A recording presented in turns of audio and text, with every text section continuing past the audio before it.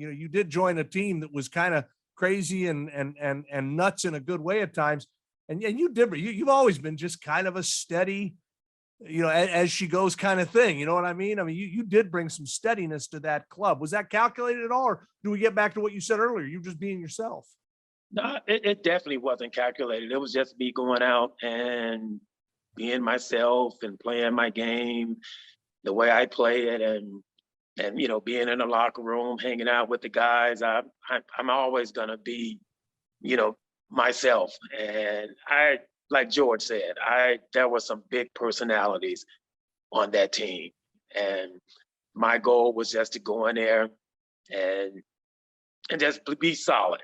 Like he said, show up every night, do my job, compliment Gary in the backcourt, be open on the perimeter when Shawn got double teamed, to knock down some threes, to take some pressure off him. I knew exactly what my role was, and every night I just went on and tried to do it. You mentioned Shawn, and that was, I think, his best year. And he had a great career, but I think 96 was his best season. I used to take people who had maybe never seen a Sonics game or hadn't gone for a couple of years, and I'd say, just watch number 40, because he's going to do something tonight that you've never seen before, because he just did that night after night. Did you ever get caught watching him? Like, you're around on the floor going, man, I'm just going to get a bag of popcorn and watch this guy sometimes. I mean, he really was. Well, what do you think about him when you think back on Shawn and some of your memories as to how he played? That's mesmerizing. And I agree with you 100% that you can be a fan or you can be a teammate. And some of the things he did on the court, I can remember just running back down court if he would make some fantastic offensive move and just shaking my head thinking, how the hell did he do that? Or only Shawn could pull off that kind of move.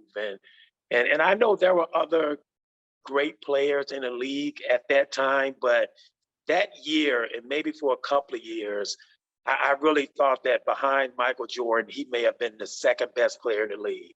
And just dominating and demanding double teams. And, he was just spectacular. You almost came to take him for granted, because when a guy gets into that kind of a role, he's like, okay, well, you're going to get a double out of him tonight. And you start maybe thinking that way. What about Gary on the other end of some of those great passes? We think of Gary, you think of a lot of things, but one of the fun things about Gary was he's one of the game's all-time great trash talkers. Did you ever find yourself laughing out there? Did you have to stifle a laugh sometimes when he'd say something to somebody? Because I know he had a wicked sense of humor and a really sharp tongue towards opponents.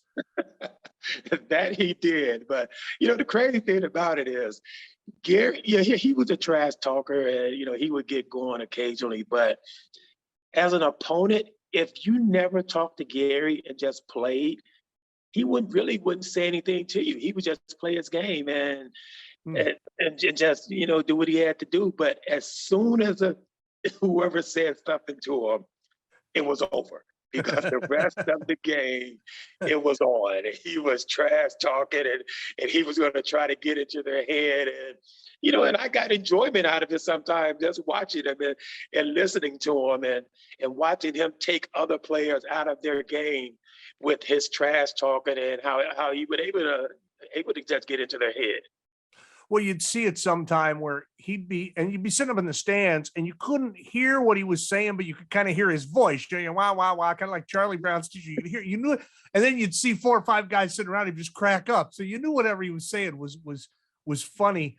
But it, as you say, he had to be poked a little bit for it to come out. And I think it was an integral part of his game. I think I think he played better when he was, put a little bit like Michael Jordan. He'd put a little chip on his shoulder, and next thing you know, he's unstoppable. I agree. When he got a little agitated or upset, his game would definitely go to another level. And of course, as an opponent, the opposing team, that's the last thing you want to see. The guy was already talented enough, but then when he went to another level, for some reason, he seemed like he would just get more energy. He would get everybody else more involved, and then it was on from there. And we knew when he got to that level that we had to raise our level of play, because he was all of a sudden he was bringing it. You've been working for the Trailblazers for the past several years in their front office. You obviously have been close to the NBA game. Do you ever find yourself, wishing you had come along at this point in time in history, because you were a great shooter? And the Sonics were a team that took advantage of the three, and I think you guys averaged, all of you, about 4 a game. Well, in today's game, that'd be like 4 a quarter. I mean, do you find yourself looking at this game going, man, oh man, if my legs were 30 years younger, I'd be out there killing it right now? Oh my gosh. I look at the stats sometime, well, of course, the games, and see that there's, I guess, no disregard, or there's no problem with putting up, if you wanted to put up 15 to 23s a night. And just to be out there and being able to play that freely, to put up threes, what a dream that would be. And it doesn't help with the money that they're making these days as well. Yeah, right. Shooters are paid pretty well these days. So I will have a few more zeros in my bank account if I was playing as well.